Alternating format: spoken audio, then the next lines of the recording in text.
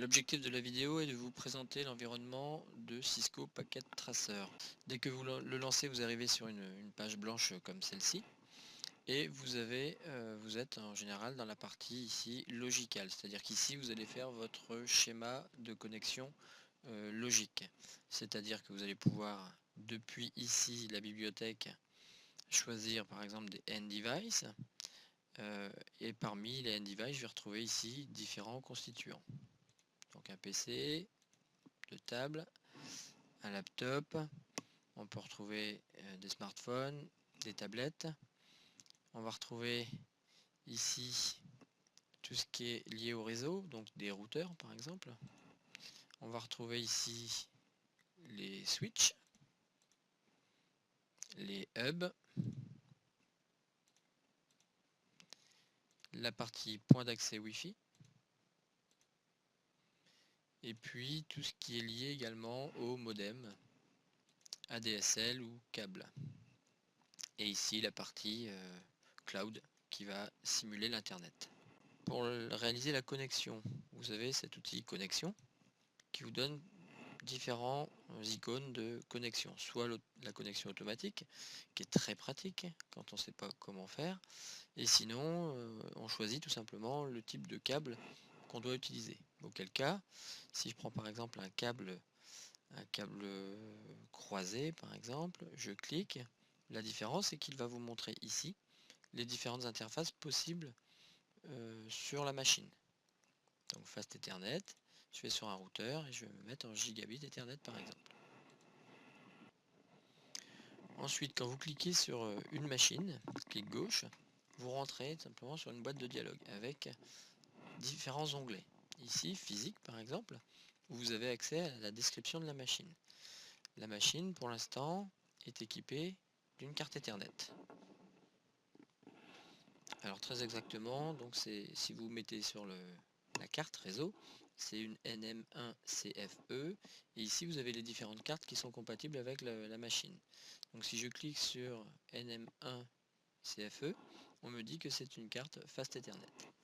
J'ai la possibilité par exemple sur cette machine de l'équiper d'une carte Wi-Fi, qui nativement ne l'a pas.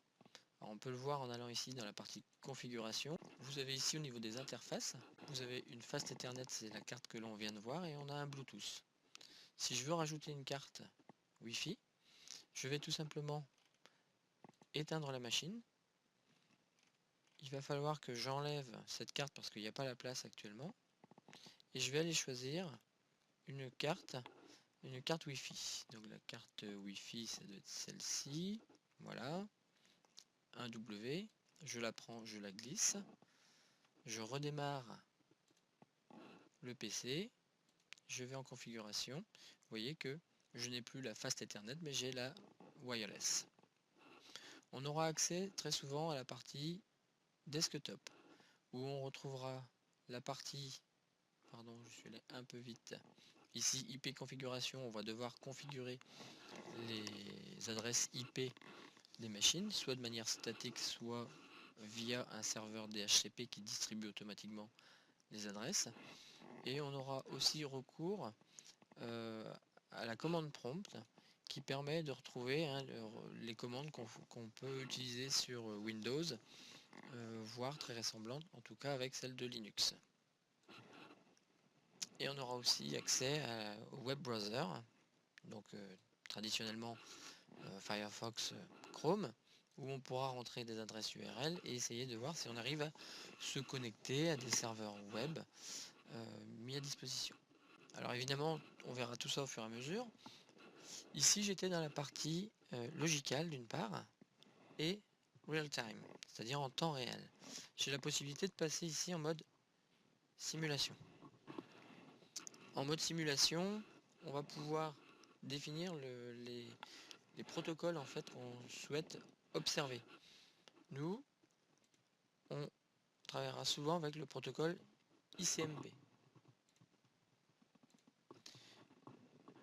Ensuite, vous avez le mode ici physical qui vous permet tout simplement de faire une répartition non pas logique mais physique.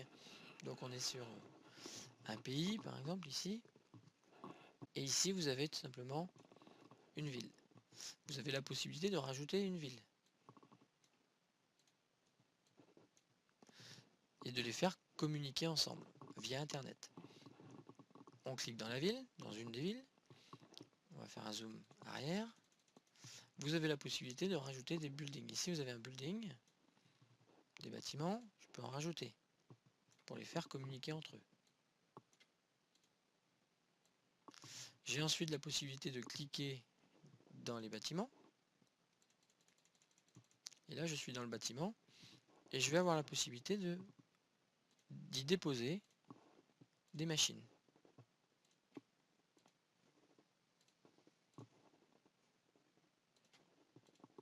Voilà.